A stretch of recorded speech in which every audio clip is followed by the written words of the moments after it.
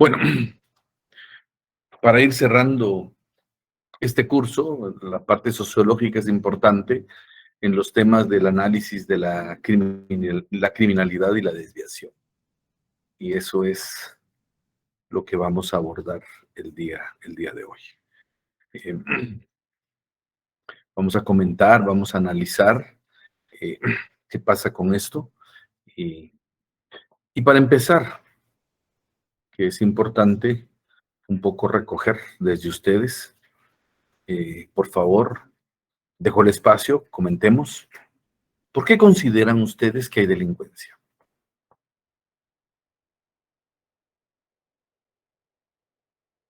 ¿Por desintegración familiar, licenciado? Desintegración familiar, dice Damaris. Falta de educación, dice Marlene Daniela. Rolando. Creo que es por la falta de educación, la división de clases, la falta de oportunidades laborales, también la falta de educación en los hogares. Falta de educación en los hogares, falta de oportunidades laborales. Alan Galvez. Buenas noches. Bueno, yo siento que más que todo por falta de oportunidades en el país, como habían comentado algunos compañeros, falta de planificaciones familiares, porque a veces, por ejemplo, ciertas personas pues se meten a tener hijos e hijos e hijos, e incluso no les alcanza lo que ganan, o si no trabajan, pues eso los lleva a ya sea a pedir dinero o a cometer actos ilícitos. Y falta de educación, pues no creo, porque uno es consciente de qué es el bien y qué es el mal. Entonces, usted ahí sí que por coherencia, digámosle así, sabe que robar es malo. Entonces, usted viene por superación propia, busca una oportunidad o busca cómo superarse a sí mismo. Pero más que todo, siento que es falta de planificación en el hogar y faltas de oportunidades ahí sí que de trabajo. Falta de valores en la familia, dice Acosta Rivera. Walfred. Buenas noches, licenciado. Licenciado, yo creo que el problema es más de estructura, en sí de la estructura del Estado. Creo que si los recursos fueran distribuidos de forma correcta en educación, salud, seguridad, infraestructura, creo que no habría pues, delincuencia. Un claro ejemplo lo podemos ver en el caso de Cuba. O sea, usted puede ver ahí que el tema de la delincuencia no es parte de ese estado. Es cierto, tiene otros problemas, ¿verdad? Pero digamos, si nos enfocamos en el tema de delincuencia, creo que eso es parte del problema del Estado, porque no distribuir los recursos tal y como deben de ser a toda la población. Gracias, Walfred. Edwin Rolando. Gracias, licenciado. Pues el problema es más complejo, como lo dicen los compañeros, tienen que ver todos estos elementos, ¿verdad? Una falta de planificación familiar, una falta de cultura, en los matrimonios que se divorcian y dividen a los hijos, las faltas de oportunidades laborales, la mala ejecución en un momento dado presupuestaria del gobierno para asignar los recursos necesarios en los ministerios asignados para eso, como es el de salud, el de educación. Es todo un complejo que va a derivar en que la delincuencia cada vez se agrande el problema, ¿verdad? No tener una medición exacta, ¿verdad? Digamos, el órgano rector aquí es el Ministerio de Gobernación. Creo que no tiene, o sí tiene los programas, pero nunca los ejecuta, derivado que todo se politiza y todo lo agarra como banderas, en las contiendas electorales, y ya cuando están en los puestos, pues ya no ejecutan todos estos programas de los cuales ellos hablaron en su momento oportuno. Gracias, licenciado. Gracias. Guatemala es un estado reactivo, dice. Sí, Carlos Alfredo tiene abierto su micrófono. Dora Esperanza. Buenas noches, licenciado, compañeros. Yo pienso que del 100% de culpa creo que esta la vamos a dividir, ¿verdad? Porque no solo es el Estado, son las familias, hay mucha desproporcionalidad eh, en cuanto a la distribución de fondos, por decirlo, ¿verdad? Eh, También creo que es necesario que se hagan planificaciones familiares, que hayan políticas también de, ay, ¿cómo se le llama? Pero de prevención más que todo, porque yo pienso que somos, como seres humanos, tenemos derechos, derechos a educación, derecho a un trabajo, pero en el país en el que estamos, lamentablemente, no todos tienen esos derechos, ¿verdad? Sí, sabemos que existen, pero no son aplicables para todos. Hay mucha desigualdad, demasiada pobreza y todo eso conlleva a la delincuencia. Gracias, Rick. Gracias, Esperanza. Carlos Alfredo. Sí, Lick, muchas gracias. Perdone. Creo que todo lo que han mencionado los compañeros es todos esos problemas sociales que ya se indicaron, pues recaen al final en el tema delincuencial. La poca capacidad del Estado para, por decirle de alguna manera, proteger a los ciudadanos de la delincuencia, el problema de la falta de educación, el problema de la asignación de recursos presupuestarios a cada uno, bueno, o a la educación. Creo que son factores o problemas sociales que influyen al final en este problema, digámoslo de alguna manera, más grande, ¿verdad, Lick? Que es la delincuencia. Creo que uno de los factores también es, lo habían mencionado, la desintegración familiar y también de alguna manera, por decirlo así, algunos padres de familia que no pueden manejar este tipo de problemas, se meten con temas más delicados como son las drogas, descuidan a los niños, falta de principios en el hogar, porque al final pienso que la falta de principios que uno en el hogar debe recibir también influye en el tema delincuencial, el no preocuparse hasta cierto punto con qué juntas, por decirlo así, están los hijos. Creo que es también factor que influye en este tema de la delincuencia. Muchas gracias. Gracias a usted por su opinión. No sé si alguien más había levantado la mano. Sí, fui yo, licenciado. Buenas noches. Buenas Y es noches. que en relación a la delincuencia, sí tienen razón los compañeros que, bueno, inicia en el hogar, ¿verdad? Pero también no solo podemos clasificar como delincuentes a los que tienen faltas de oportunidad por la pobreza, qué sé yo, ¿verdad? Sino que también estamos hablando, o menciona aquí en el libro, los delincuentes o los delitos de cuello blanco, ¿verdad? O sea, de que saben cómo delinquir para que no los capturen o usan las leyes a su favor también, ¿verdad? Gracias, Amarilis. Yo creo que aquí hay dos puntos. El último comentario, y lo voy a leer, para mí es importante. Dice, para mí la falta de cultura y valores, porque no se puede decir que la pobreza es el factor de la delincuencia, ya que hay muchas personas que son pobres, pero no significa que sean delincuentes, ¿sí?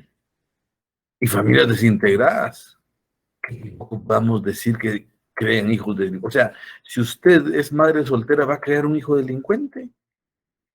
O sea, esa sería la tendencia. Esa sería la premisa inicial para poder decir, o sea, ya está usted creando una posibilidad de formar a un delincuente solo por ser madre soltera. ¿Cómo quedamos con el punto, por ejemplo, de desintegración familiar? Así como el punto del tema de la pobreza. O sea, que es justificable que si yo soy pobre, se justifica que yo delinca,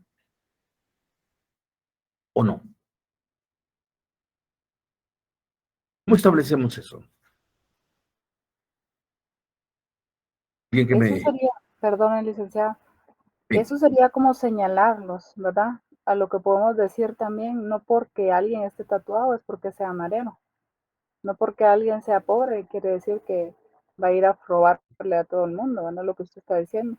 Es dependiendo la capacidad que tengan para salir adelante, el no darse por vencido, ¿verdad?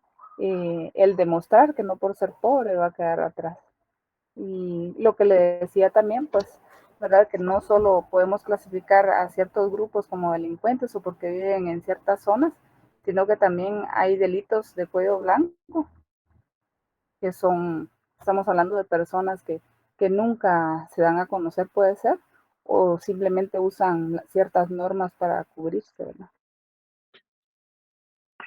Y ese es otro tema, ¿sí?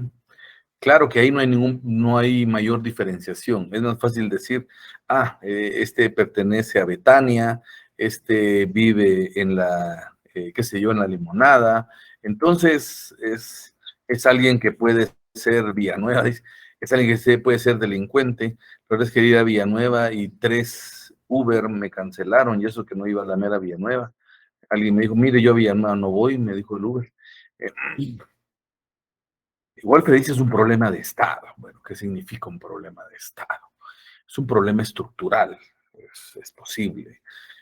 Sin embargo, hay un montón de situaciones, aquí inquietudes que hemos puesto sobre la mesa, cuando decimos por qué hay delincuencia. ¿Sí? Entonces, ahí ando. Este, ahora, eso trata, digamos, todo esto, esas teorías de criminología y de desviación.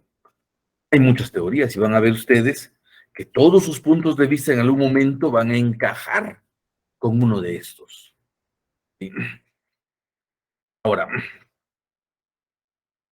pero no hablé de apellidos Villanueva, hablé yo de, de la ciudad de Villanueva, ¿sí? Aclaro. Ahora, cada pensador, cada sociólogo empieza a hacer su propia propuesta y desde antes, pues ya habían algunos análisis respecto a por qué ocurre el crimen. Porque hay cosas que pueden parecer inconcebibles.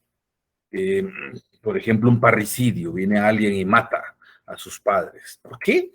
¿Por qué pasó eso? ¿Dónde quedó el límite de la moral? Immanuel Kant decía que el ser humano tiene un imperativo categórico, sabe distinguir y discernir lo correcto de lo incorrecto, lo bueno de lo malo. Ya lo lleva, no necesita que se lo expliquen o se lo enseñen. Pero, ¿por qué pasan entonces estas cosas? ¿Sí? Hay algo que rompe el esquema del ser humano para salirse y extralimitarse. Por eso decimos, cuando dice rompe, se sale, vamos a hablar de desviación. De Nilsson. Actualmente estoy viendo una serie que trata sobre un asesino, se llama Dahmer, y cabal parte de que desarrolló sus trastornos fue la desintegración familiar, y aparte que no tuvo el correcto tratamiento psicológico. Gracias. Es interesante, pero ¿saben lo malo? Es que no sé si en Netflix, yo no sé si es a la que están pasando, pero el mismo actor estaba llamando a que no volvieran héroe al personaje que es un asesino. Es increíble porque ahora está eso, está replanteando los valores en la sociedad. Tal vez la gente no sabía que esto se podía hacer y hoy en la televisión lo ve que se hace y que pasa, entonces dice, ¿por qué no lo intento yo? Entonces, como que la televisión tampoco nos ayuda mucho en esta construcción o deconstrucción del tema de la desviación social. Ahora, hablemos entonces de desviación. Y la delincuencia es eso, alguien que hace un crimen es eso. Cuando dice, te saliste del canasto, ¿sí? Cuando uno dice, te saliste, ¿por qué te saliste? ¿Por qué te desviaste? Hay un camino recto, dice, la rectitud, dice. Y me recuerdo ahorita de un chiste mero grosero que dice, es que le entró la rectitud del hombre.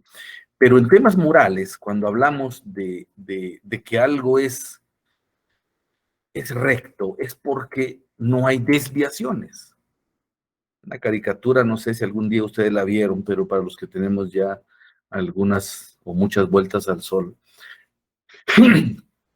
de niños pues pasaban al gallo Claudio, ya, la gallina Prisi, entonces él no quería nada con la gallina y entonces, y la gallina andaba viendo cómo lo conquistaba. Y un momento en que él la ignora, dice, esto me recuerda un camino que hay, y menciona dos ciudades de Estados Unidos que ahorita no me recuerdo, sin desvíos, dice, sin desvíos. Entonces, el ser humano debe saber cuál es su camino, hacia dónde debe tender. Cuando eso se sale, entonces hay una desviación. ¿Qué es una desviación? Bueno, es cuando una persona no se ajusta a las normas sociales. Esta es la norma que todos aceptamos. Esto es lo que nosotros consensuamos como sociedad, que es como debemos de actuar. ¿Alguien se sale? Es una desviación. Y entonces la sociología trata, y digo trata porque no es fácil, de explicar cómo y por qué y qué consecuencias tienen los comportamientos desviados de una colectividad concreta. ¿Sí? Entender por qué la gente se desvía no es sencillo. Cada sociedad establece los límites de la desviación social, las normas y las sanciones, hasta dónde puedes llegar, de dónde no puedes pasar.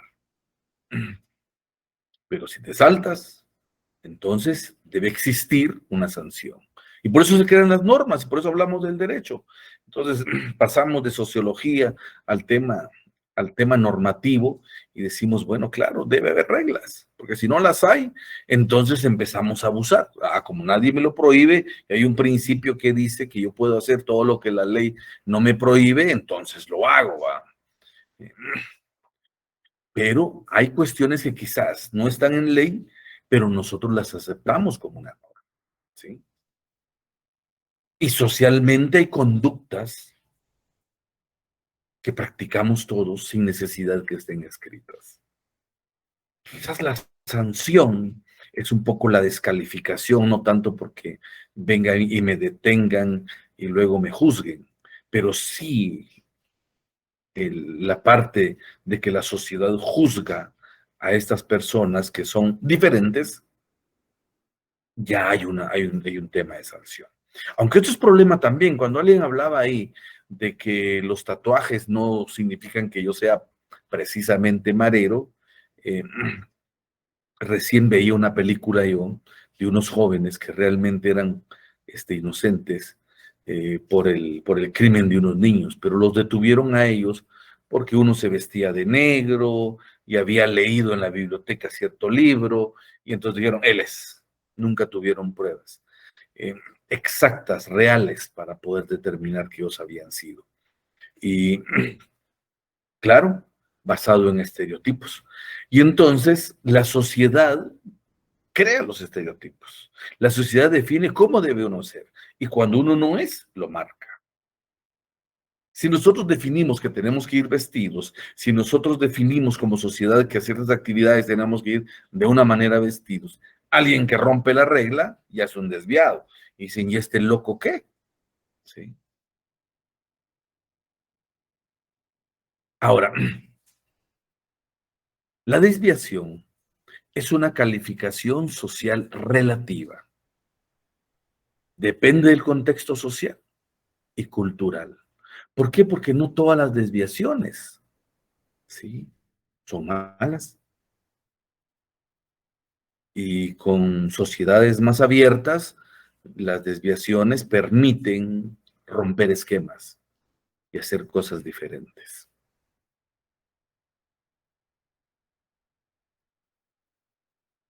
Y entonces nos vamos a encontrar con 3 clasificaciones de las desviaciones, ¿sí? La primera nos habla de lo positivo y lo negativo.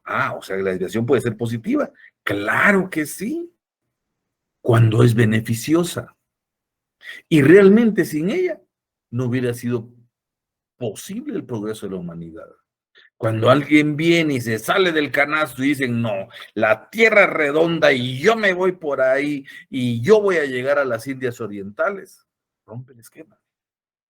¿Sí? Y empieza a haber otro tipo de dinámica. Que si fue bueno, fue malo, ¿qué pasó en el camino? Son otros 100 pesos. Sin embargo, el pensar diferente hace que la gente no siempre converja. ¿Sí? Y eso es bueno. Es importante ser divergente. ¿Sí? Hay un poema famoso de Alan Frost, dice el camino no tomado. ¿Sí? Y al final, pues hay una parte que dice, y yo tomé el camino menos transitado. Y eso hizo toda la diferencia. Muchas veces decimos, todos vamos por donde va Vicente. Sin embargo, quien toma el otro camino, toma riesgos, pero puede ser que haya cosas diferentes y construya cosas diferentes. Entonces, la desviación positiva existe. La desviación negativa, es obvio, es la que altera, rompe, amenaza la convivencia social. Sí. No es fácil de tolerar, de aceptar, de comprender. Esos desviados se constituyen en peligros sociales. ¿Sí? ¿Cuán negativo es? Bueno, va a depender mucho y quizás ahí vamos a entrar a la siguiente clasificación, porque algo negativo puede ser pequeño como muy grande. Y entonces tenemos una desviación primaria, ¿sí? Que es un resultado de impulsos ocasionales. El transgresor puede admitir su desviación y arrepentirse, de manera que no es visto como desviado. Y la sanción, si se da, es muy leve. ¿Sí? Puede ser cositas sencillas, ¿sí? Cuando somos niños nos corrigen para no desviarnos, ¿sí? Los que nos llevan en el camino correcto, dice, son nuestros padres, ellos son los que nos crían, ¿sí? Y entramos a un lugar y entramos como que somos animalitos y clac, clac, clac, y de repente ya van a regañarnos. Dicen, ¿saludaste? Sí es cierto, disculpen, no, y no saludé, buenos días, buenas tardes, qué sé yo. Hay una corrección. Quizás la llamada de la atención es una sanción muy leve. Pero hay cosas en las cuales también pueden ser un poquito más drásticas, pero igual se puede reconocer. Se puede reconocer que hubo en algún momento una desviación y que estoy arrepentido de hacerlo y entiendo que no fue intencional y voy a corregir eso. ¿Sí? Esa es la desviación primaria. ¿Sí? Y luego tenemos la desviación secundaria, que es un comportamiento asocial público. ¿Sí? Y da lugar a ser calificado abiertamente de indeseable, indigno, despreciable. ¿Sí? Ahí ya estamos todos, imagínense, hay una norma social, ¿sí? Claro, podemos hablar de faltas o hasta de delitos, bueno, pero a alguien se le ocurre andar desnudo en la calle, la gente va a decir cualquier cosa. Cuando empiezan a romperse las normas sociales, ¿sí? No digamos cuando empieza a cometer delitos, si este lo mató. Y rápido la gente reacciona, rápido la gente rechaza. Lamentablemente, y lo digo así, muchas veces las cosas, y máxima ahora con las redes sociales, es fácil calificar a alguien que quizás no es precisamente culpable. Cuando es culpable, pues, de alguna manera, puede hacerse ver la situación por la cual está pasando. Y cuando no lo es y simplemente alguien tira algo, la forma de la sociedad de calificarlo de indeseable, indigno, despreciable, es complicado. No fácilmente alguien puede tener una segunda oportunidad después de esto. Pongo un ejemplo rápido. Hace muchos años trabajaba pues una señora en la defensa pública y de repente pues tenía una su vecina que era nicaragüense, le prestó un dinero y ya se lo dio.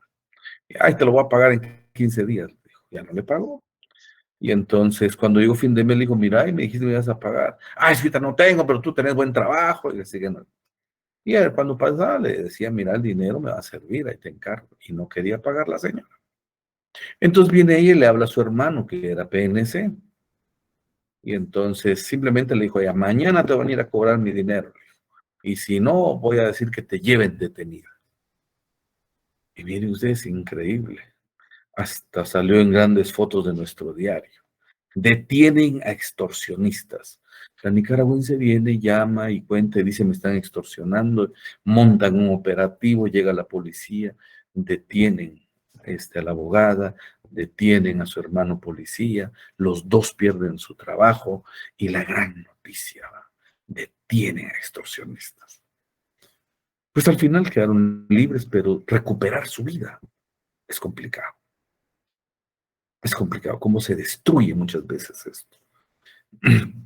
Y como dijera la compañera allá, hay gente de cuello blanco que nunca sabe nada de nada la gente, y ahí están bien, y todos los ven, hasta los admiran, porque llegan con plata, llegan admirados y todo, y dicen, ah, yo quisiera ser como él. Bueno, tal vez quiere ser un delincuente de cuello blanco, no lo sabemos. Y quizás esto puede ser un peligro. Ya más adelante vamos a comentar un poco esta parte también, cuando la gente empieza a aspirar a ser como esa gente que tiene algún nivel de desviación. Luego tenemos, bueno, algo básico, que es la desviación individual y la desviación grupal. La desviación individual, pues, es la cometida por individuos singulares, ¿sí? Por ahí, por ejemplo, hay una película, no sé cómo se llama, el señor Smith, no me recuerdo, pero el actor es famoso actor. Pero el punto es que al final él es un asesino por gusto, ¿sí? Simplemente él esconde su forma de ser y hace las cosas hasta que descubre que si su hija también, sí, Mr. Brooks, descubre que su hija también heredó. Mire, esa es otra situación, es otra que vamos a discutir también como parte de las teorías. Heredó el tema que él tiene. Y él tiene que ir a cumplir otros asesinatos para limpiar un poco la imagen de su hija. En este caso, es solito él. ¿Sí? Él decide, él hace, él comete, y ahí está su desviación. Pero hay desviaciones grupales, cuando ya son grupos. Y se vuelven, pues, grupos muy bien. Por eso dice, los grupos organizados, claro, las maras. Y estas desviaciones grupales hasta las admiramos muchas veces. Dirían en cierta serie de películas, la familia. Y la familia era una familia de delincuentes. Pero la familia es primero, ¿sí? En un buen sentido, pues está bien, pero en un sentido delictivo, pues al final quizás, tal vez, tratan de ver cómo les borran todos sus antecedentes, pero al final se hace parecer otra vez que el delinquir no debe de tener sanción. Como con Marco Papa, dice alguien. Bueno, Marco Papa es algo pequeño realmente cuando hablamos de otros tipos de mucho más grandes, incluso a nivel mundial. Bueno, veamos un poco qué se pensaba acerca de la violencia, ¿sí? Incluso muchas de estas teorías todavía tienen alguna validez, ¿sí? Malas condiciones de las cárceles. Hoy por hoy decimos, la cárcel no es un sistema de rehabilitación, porque básicamente aquí en nuestro país es una universidad del crimen. Alguien que entró porque robó algo terminó siendo un excelente criminal a la hora de salir de la cárcel. Entonces, en algún momento se planteaba que la forma de sancionar era lo que generaba mayor violencia. Claro, hay toda una teoría de que la violencia engendra violencia, como las teorías de la mano dura, creo que es norteamericano. el autor de las teorías de la mano dura, que hacía un análisis y decía que jamás la mano dura puede eliminar los temas de la violencia. La mano dura realmente lo que genera es más violencia. Y bueno, inicialmente los reclusos eran considerados como malvados por naturaleza. Miren, por naturaleza. ¿Será que alguien nace malo? ¿Será que alguien por naturaleza siempre va a ser malo? ¿Será que la naturaleza humana no puede reaccionar y realmente recuperar su bondad? Amarilis. Licenciado, algunos filósofos, según lo que leí, pensaban que por la forma de su rostro, cómo venían, era que eran delincuentes. O sea, ahora, ¿qué manda? No, imagínense. Sí, sí. Edgar Rolando. Creo que sí hay estudios donde confirman que hay cierto porcentaje de la población que trae a ser violenta, pero igualmente se puede tratar psicológicamente. Ya. John Howard publicó en 1777 El estado de las prisiones de Inglaterra y Gales, donde se plantea un concepto fundamental en el sistema penitenciario como es la rehabilitación de los reclusos. Él ya empieza a cambiar y empieza a hablar ya de derechos humanos, un poco ya respondiendo en ese momento a la parte racionalista y humanista propios de la época de la Ilustración. Ya entre el concepto de rehabilitación. O sea, este es alguien que de alguna manera se desvió, pero es posible que pueda reconocer y pueda reinsertarse de nuevo a la sociedad como una buena persona. Como digo, no es tan fácil. Toda vez aquí le dices, traiga sus antecedentes penales, no tiene trabajo, ya es problema, ya lo etiquetaron. Beccaria considera preferible la prevención del delito que el castigo. Reformó el sistema penitenciario, distinguió entre enfermo mental y delincuente.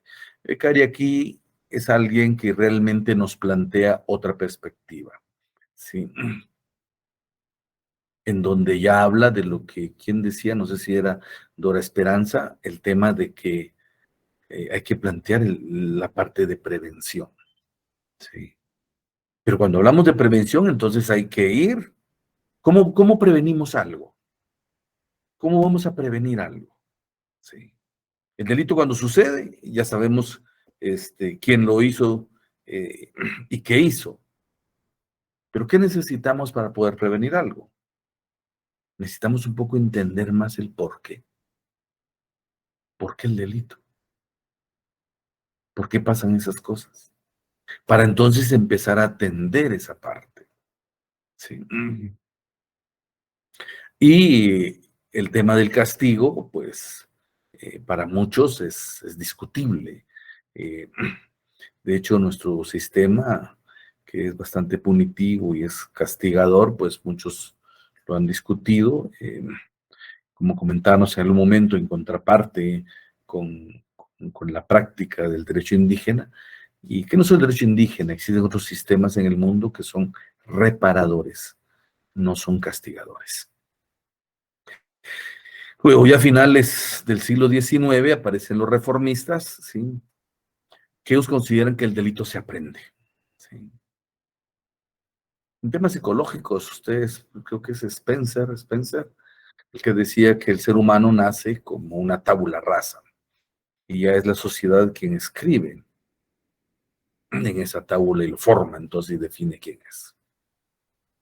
Y aquí viene la gran pregunta, ¿el desviado nace o se hace? ¿Va? Entonces, para algunos realmente se hace, la sociedad lo forma para eso. Para otros dice que eventualmente puede ser, y ahí lo vamos a ver en la parte biogenética del hombroso, ¿sí? Que hay factores biológicos, como que hay algunos temas ya en su genética que lo pueden hacer tender hacia la desviación o hacia la delincuencia. Hay instintos innatos. Y aquí vuelvo al tema de la película de Mr. Brooks.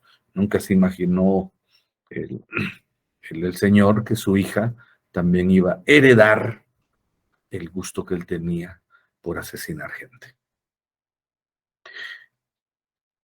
Enrico Ferri reconoce la labor humanística de la escuela clásica, ¿sí?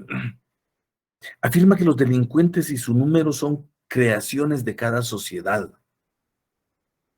Y aquí es un poco lo que empezamos, o lo que ustedes estaban planteando, que si la educación, que si la familia, que si los problemas, que si la desintegración social, que si la pobreza, que si la falta de oportunidades. Recurre a la estadística social. El desviado habitual es aquel individuo que vive en la desviación y conoce los medios para delinquir como un profesional. El desviado ocasional es aquel que incurre en imprudencias, se arrepiente y no reincide. Él hace una clasificación ahí, aquel que ya está acostumbrado a delinquir y aquel que eventualmente hace algo y que como que no sabía que eso no era adecuado. Pero en general, el tema que ya empezamos a revisar es que a partir de un método empírico, experimental, ya empezamos a revisar cómo funciona esto. Ya se hacen estudios un poco más etnográficos, menos descriptivos, sino que más analíticos, un poco entrar dentro de estos grupos sociales, por ejemplo, que delinquen y tratar de entenderlos. Hay sociólogos, hay antropólogos que han hecho estudios sobre esto y han intentado buscarle las razones y las explicaciones al tema de la violencia.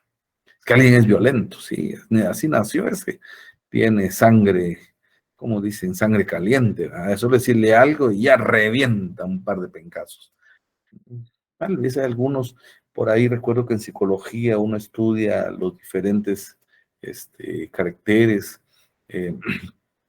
hierve la sangre, y que hay algunos que son, que sí estaba el que era más, como decían, Sanguíneo, el que era más sanguíneo, exactamente.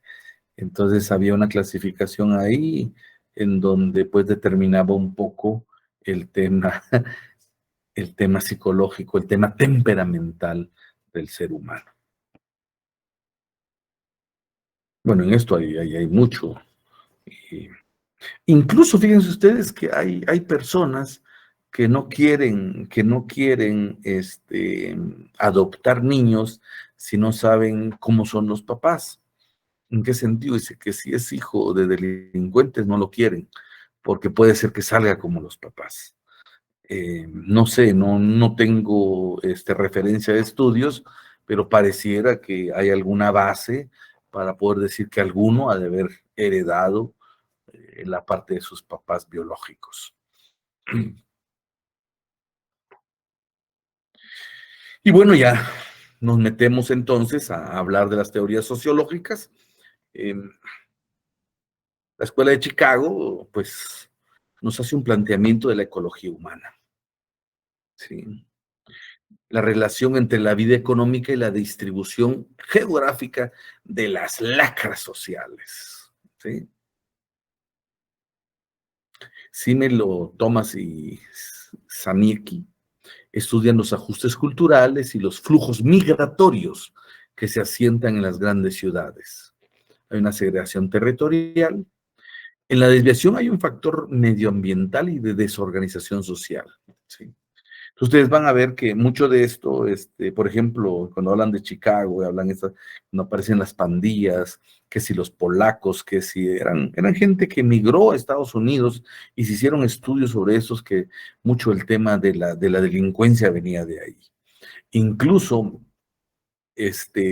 muchos de los índices delincuenciales en Estados Unidos, por ejemplo, en Los Ángeles, en la parte oeste creo que es, en donde están más asentados, que más parece latinos, los que viven ahí, es más español lo que se habla, usted va a llegar ahí, no va a escuchar que hablan inglés. Parece que ahí delinquen más. Usted va a ver el metro en ese lado todo pintarrajeado, hasta da miedo subirse al metro. Mientras que usted si va a Santa Mónica, va donde está Hollywood y toda esa parte, es otro mundo. Sí. el Bronx, dicen, o las pandillas de Nueva York, que habla Roberto Pidir. Y esto viene pues de Estados Unidos, estos estudios en donde dicen que son grupos sociales, que ellos ya traen eso, y así como siempre se dijo, los mareros de El Salvador, y que de alguna manera los latinos fueron a crear mucho tema de delincuencia en Estados Unidos. Luego tenemos las teorías funcionalistas. Y aquí es un poco, hay un tema sobre lo que hablaba alguien en el tema del Estado, el tema más de organización de la sociedad. Hay algo que nos falla en nuestra organización social. Y a esto pues se le llamó anomia. Durkheim considera la sociedad como un sistema equilibrado, bien organizado, ¿sí? A semejanza de los organismos vivos, también la sociedad tiene patologías y desviación. Y esto pasa por la falta de normas, ¿sí? Que provoca comportamientos desviados. La desviación es funcional, cohesiona al grupo y promueve la solidaridad. ¿Qué significa esto? Porque al final, si está la organización social, entiende cuál es su dinámica, cuando hay una desviación, eso hace reaccionar al grupo. El grupo se une más. Existe mayor solidaridad. Digo en teoría, ¿sí? Porque en algún momento así fue. Hoy no. A alguien están asaltando en nuestro barrio y todos salen corriendo y lo dejan solo. ¿Cuándo la desviación debería generar y provocar solidaridad? Entonces, el planteamiento de Durkheim, cuando dice que la sociedad es un sistema equilibrado, pues funciona así. Lo equilibrado no permite que algo se salga del canasto. Trata de ver cómo lo corrige. Para Merton, la desviación surge cuando los medios proporcionados por la estructura social no permiten alcanzar los objetivos deseados al individuo. Híjole, aquí viene el problema, ¿no? Yo aspiro a tener casa, carro y todo lo que yo deseo, pero mi estructura social no me lo permite, dice. Entonces yo tengo que ver cómo lo logro. Y si es de una manera violentando los principios, las normas, las leyes, pues no importa, porque al final yo quiero alcanzar mis metas. Y esto es lo que de alguna manera plantean estas películas que les digo, ¿no? Entonces todos dicen, no, ellos aspiran a ser una cosa, y a veces se vuelven después buenas personas, después de que lograron, después de que delinquieron, robaron y tienen lo necesario, entonces ya viven bien. Entonces ya se portan bien, entonces ya van a la iglesia y todo lo demás. Entonces, ¿qué significa esto? ¿Sí? O sea, ¿la estructura social debe mantener a todos equilibrados? Puede ser. Hay modelos en ese sentido. Ahí mencionaba el compañero el tema de Cuba, ¿sí?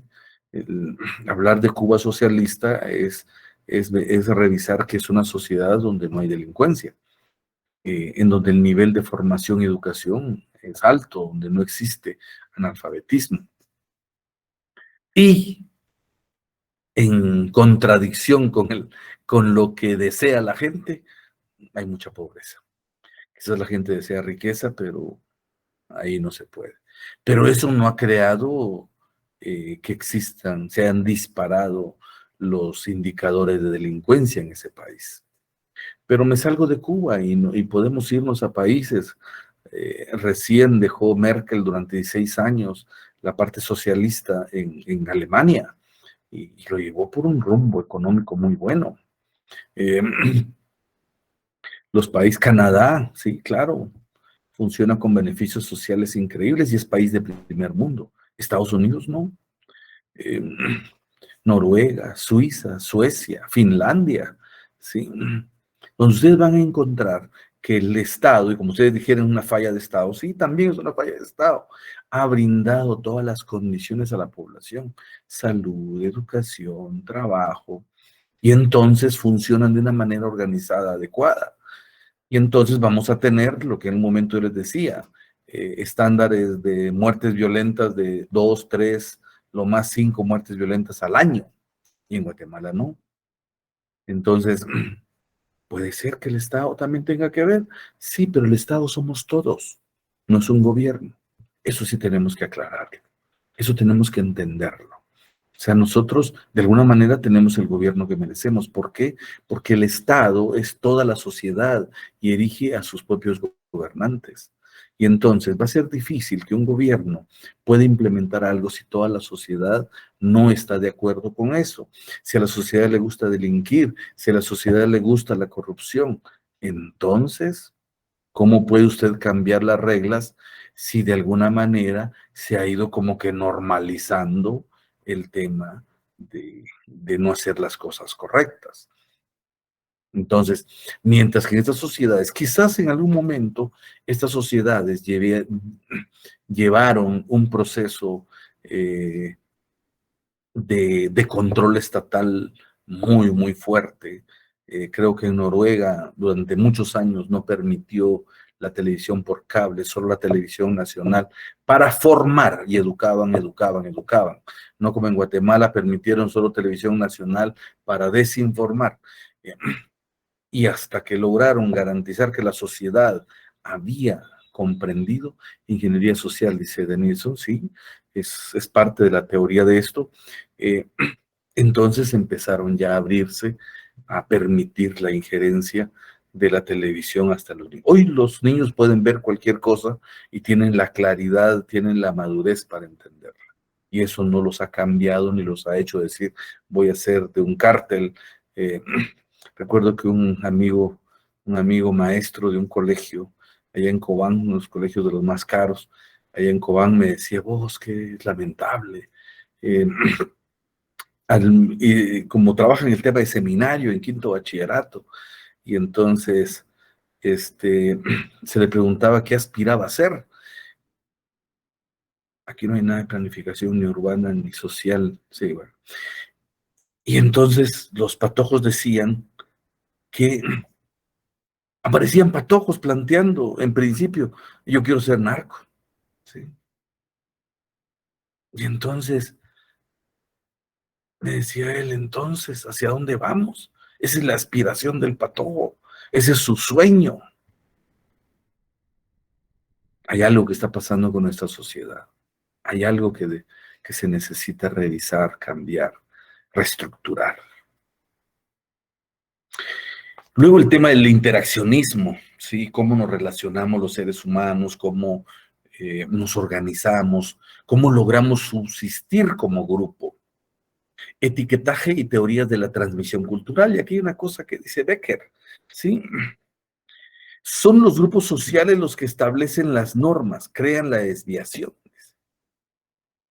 El comportamiento desviado es el que la gente etiqueta como desviado, pero es una construcción social. Entonces puede dejar de ser desviado. Pues sí que al final lo aceptemos. ¿Sí? Entonces, que los políticos sean corruptos es normal, entonces ya no es una desviación. Y entonces ponemos todas las autoridades para que acepten eso y cambiamos el orden social. No es una cuestión individual. Además, la violencia se aprende en interacción con otras personas. Y aquí aparece lo que se llama subcultura. Y de hecho las organizaciones, por ejemplo, delincuenciales, las maras, están bien organizadas. Y practican valores, respeto, lealtad. Como organismos sociales son interesantes, pero son una subcultura, porque están practicando otro tipo de valores. Pero, dice Becker, esto, la sociedad lo genera, lo provoca, y así se va construyendo y la gente, por sobrevivir, va creando sus propias normas y va sobreviviendo de esa manera.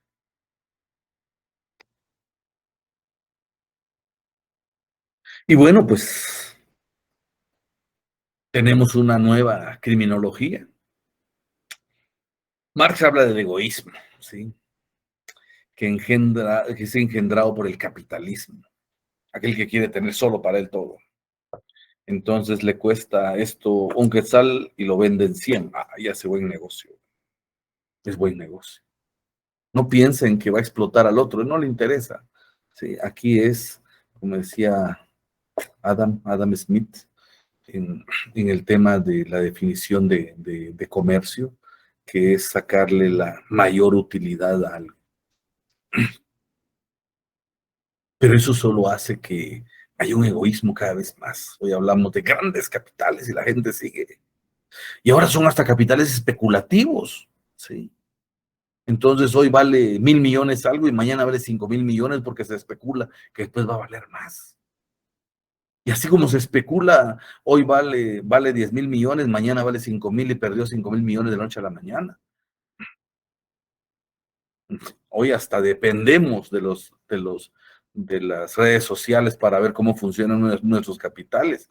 Y hay gente como la gente que es influencer, que ha hecho grandes fortunas gracias a los medios, ¿sí? Y vamos a ver patojos que quieren ser youtubers porque dicen, aquí voy a salir de pobre.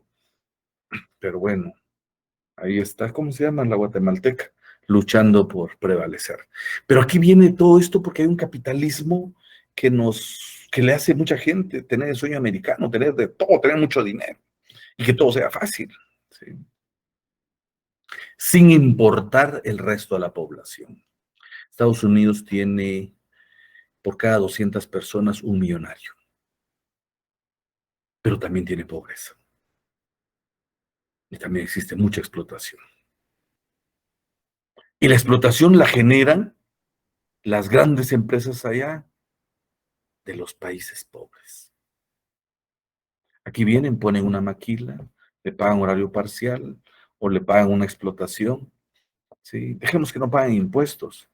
Pero usted va y entonces va a los centros comerciales y quiere comprar Gap y quiere comprar Levi's y quiere comprar, qué sé yo, Tommy, y vale carísimo. Quizás un pantalón, qué sé yo, 500, 600, 700 quetzales.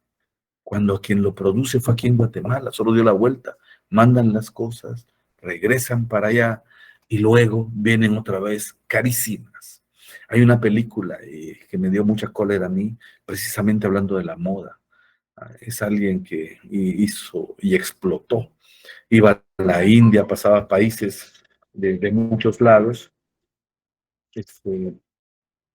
Perdón, es mi mecánico. Ahorita termino con Arsenio, disculpe. Sí, todavía. Ah, qué buena onda. Vaya, vaya, yo le llamo al rato. No, qué bueno, son buenas noticias, dice, porque el carro tenía una falla, no sabía si era sensor, si era qué sé yo, que se volvió una cosa. Cuando uno se molesta con que los carros no quieren funcionar. Bueno, entonces les decía yo que el punto es que esa persona solo llegaba y buscaba aprovecharse. Y aparentemente era, sí, claro, sustos que dan gusto. Y aparentemente era un buen negociador. Pero llegaba, recuerdo que llegó a la India y decía, ¿en cuánto hacen esto? No podemos cobrarte menos de 5 horas. No, lo quiero en 3. Y lo exigía así. Entonces venía el empresario indio y empezaba a explotar a los que trabajaban en la maquila. ¿Sí? Vivían en condiciones de pobreza deplorables.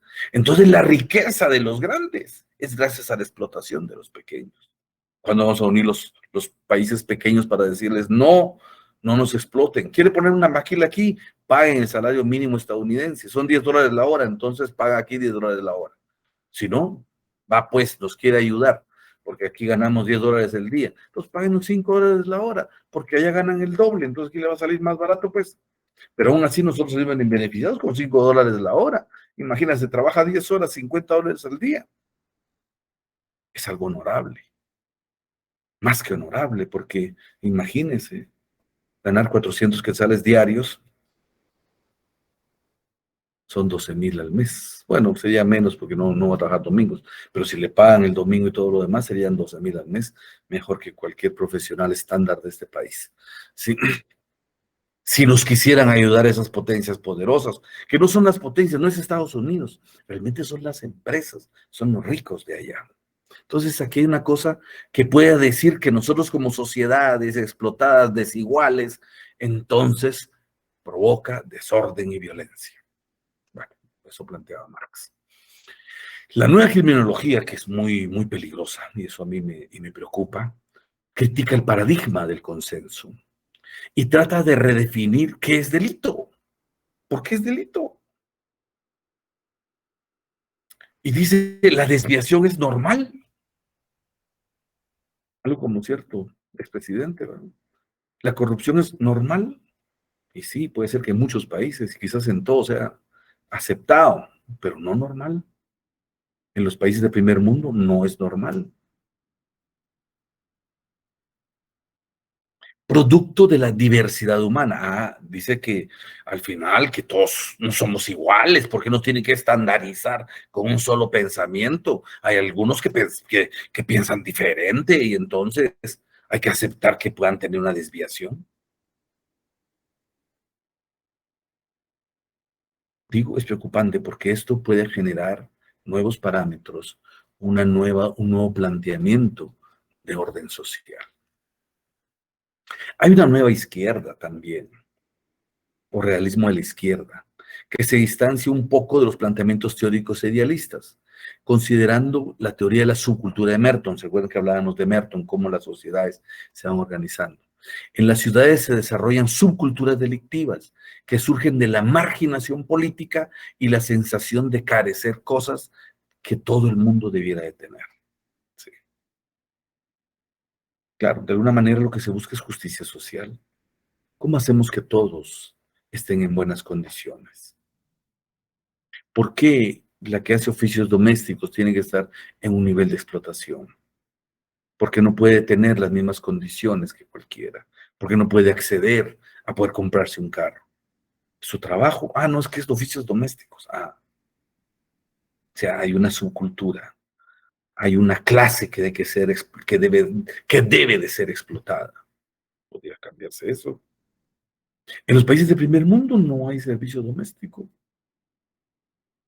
Lo hace uno. Pero esto es una mentalidad de aquí, nuestra, de país.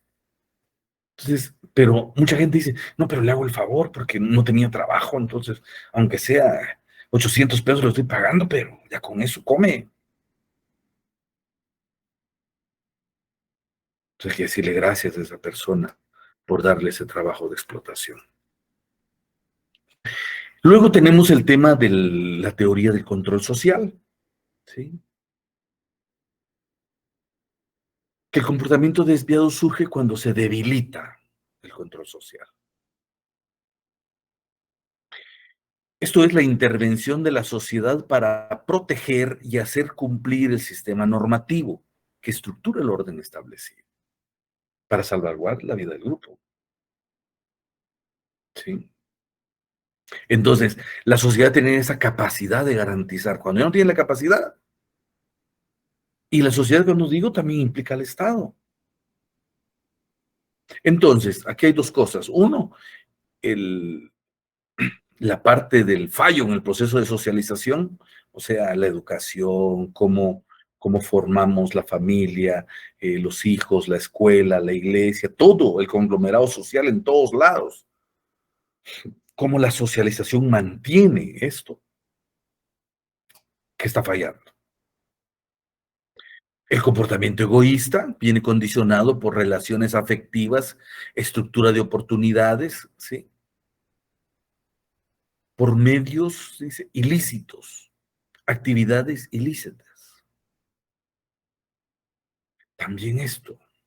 Entonces, la otra parte es la parte egoísta. Yo quiero alcanzar como dé lugar y no me importa hacerlo de manera ilícita. Con que no me descubran, piensa la gente. Y entonces empiezan a aparecer muchos con que no los descubran. Y luego, mejor ya como son muchos, entonces ya después hay que ver cómo condicionan al sistema para que les permita mantener su comportamiento egoísta. Entonces tenemos dos controles. El control informal, que es la socialización, y el control formal, ¿sí? Que el control formal es el Estado, ¿sí? Son las herramientas coercitivas, coactivas, es el sistema que debe sancionar, que debe corregir, que debe rehabilitar para garantizar que se mantenga el control social. Entonces, esta es la teoría del control social. Entonces, ustedes se dan cuenta, hay una mezcla de todo lo que ustedes dijeron en las diferentes teorías. Y podemos decir que todos tienen razón, pero no es una única verdad. ¿Cuál es la razón exacta? Pues yo creo que hay que definirlo, hay que establecerlo. Iba a abrir un espacio de comentarios, pero mejor lo vamos a dejar solo en el tintero. Quizás para irnos poniendo de acuerdo, les quiero comentar. El semestre se acabó. El semestre ya se acabó y el curso también debe irse acabando. Pero estaba pensando en cómo hacer el tema del examen final. Me interesa recoger un poquito construcción y aporte de ustedes, porque no ha sido fácil tener toda el intercambio, la discusión, los comentarios suficientes para poder abordar todas las temáticas. Incluso temáticas que pudimos haber abordado con mucho más tiempo, pero con los tiempos un poquito limitados es complicado. ¿Alguien levantó la mano? ¿Vi? No. No. América Noemí dice, fue por error. Entonces, vamos a hacer una forma diferente de evaluación. Los formularios son sencillos y para mí es súper práctico ponerles, qué sé yo, 30 preguntas y se califica solo, ¿sí? Pero me quiero complicar un poquito la vida, ¿sí? Entonces, quiero que hagamos algo que valga la pena. Un poco para entender un poquito más la parte sociológica en los temas delincuenciales. Y entonces la evaluación va a ser diferente. No va a ser un examen. Sí. Y así como ustedes les gusta hacer aprendizajes cooperativos, dice cuando se copia, va a ser grupal. ¿Cómo va a funcionar esto? ¿Sí? Tengo miedo. No, mire, es hacer algo básico ustedes, pero hacerlo real. Lo que pasa es que muchas veces nos desconectamos. El aprendizaje debe de ser práctico, no debe complicarnos la vida y el examen tampoco debe de ser una cosa que nos dé pavor o miedo. Y muchas veces solo contestamos preguntas que solo sirven para el curso en ese momento y no nos deja mucho. Bueno, ¿qué van a hacer? Una investigación, ¿sí? Vamos a hacer un análisis de la situación de la delincuencia en nuestro país. Y quiero que determinemos un poquito la perspectiva de eso. Tres preguntas generadoras. ¿Qué siente? Bueno, o cómo se siente la sociedad. Sí. ¿Cómo se siente la sociedad de insegura? Sí. ¿Qué es lo que siente? Según ellos, ¿cuáles son las causas que provocan? No dé usted la respuesta, recoja respuestas. Vaya a conocer al mundo qué piensa la gente. ¿Qué propone para tener una sociedad sin crimen?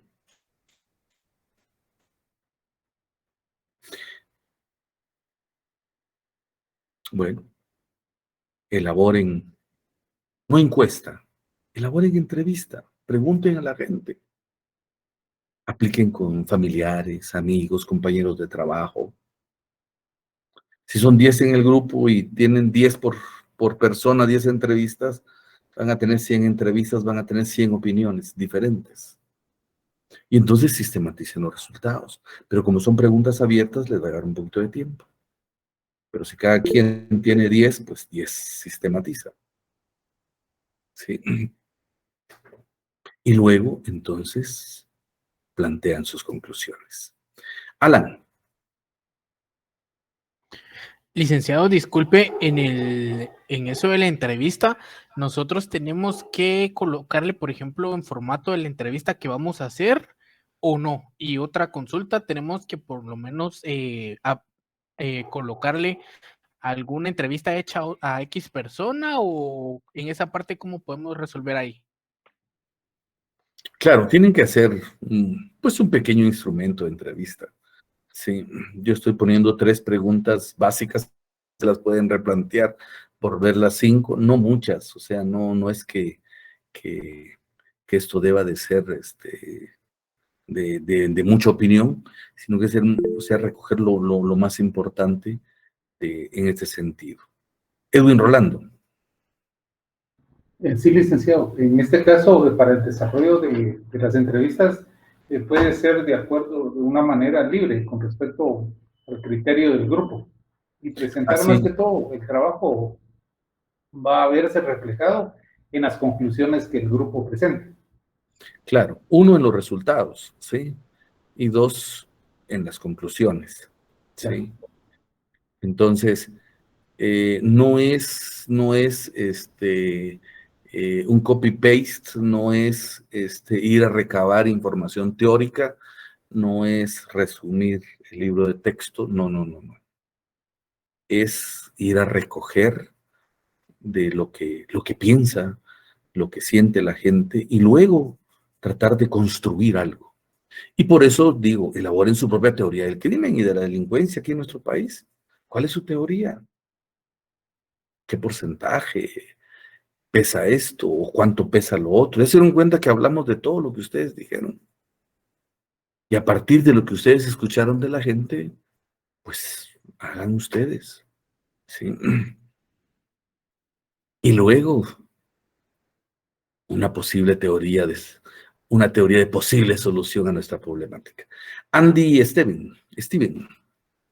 Lick, buenas noches. O sea que lo que usted necesita son que nosotros respondamos estas 3 preguntas haciendo todo lo que está ahí escrito, la entrevista, proponiendo una teoría, pero al final solo usted quiere la respuesta de las 3 conclusiones, de las 3 preguntas que están ahí. O sea, las conclusiones de las 3 preguntas. Bueno, veámoslo así. Resultados de cada pregunta pueden estar en una página, por pregunta, 3 páginas. Aparte su presentación, introducción, carátula, otra página para sus conclusiones y luego otra página para su teorización de lo que consideran que sucede con las causas que generan el conflicto en nuestro país. Y luego, pues, su propuesta. Otra vez, lo más una página, para ver que, pues, en media página se va eso. Pero si quiere hacer todo un plan de desarrollo estructural de Estado, pues les puede llevar 50,000 páginas, pero no, así muy puntual y muy objetivo también, sería interesante, ¿va? Entonces, no, la tesis lleva investigación teórica también y fundamentación teórica. No les estoy pidiendo fundamentación teórica, solo que es que recojan como una investigación de campo los datos, los sistematizan, los recogen y los presentan, luego plantean sus conclusiones y luego la propuesta. Que al final todo el trabajo no creo que les lleve más de 10 páginas, pero yo lo quiero leer y voy a leer cada trabajo y entonces que valga la pena para poder tener sus 30 puntos.